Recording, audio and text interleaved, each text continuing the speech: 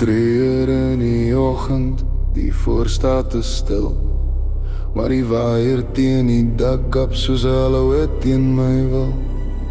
My vrou slaap langs my, haar asem is sag, maar ek lê in die loopgraaf en ek wag.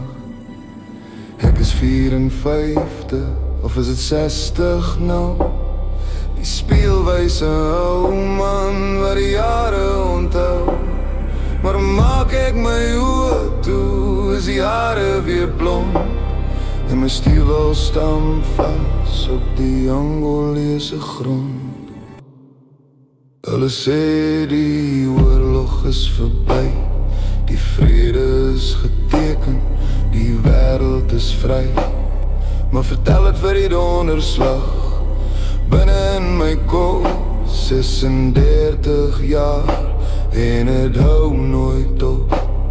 Die grenslyn is weg, die doringdraad geroes, maar die spook van die bos het my siel verwoes.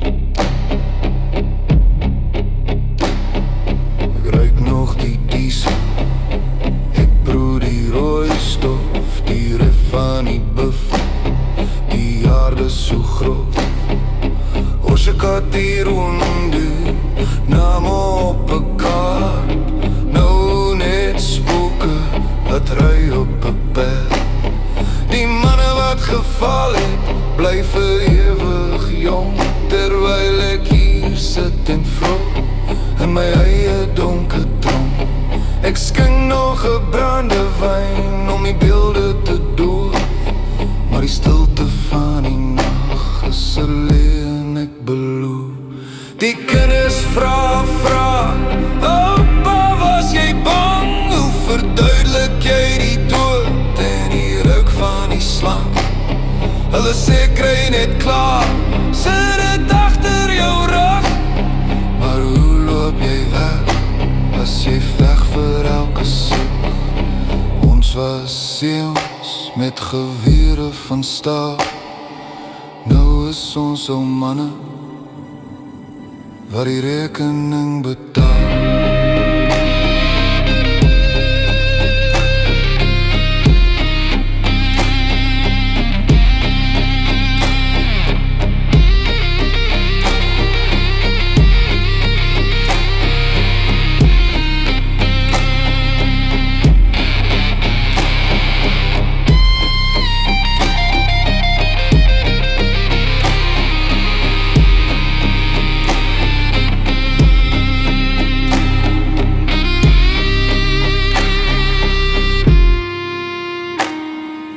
Politici praat en die wêreld draai aan.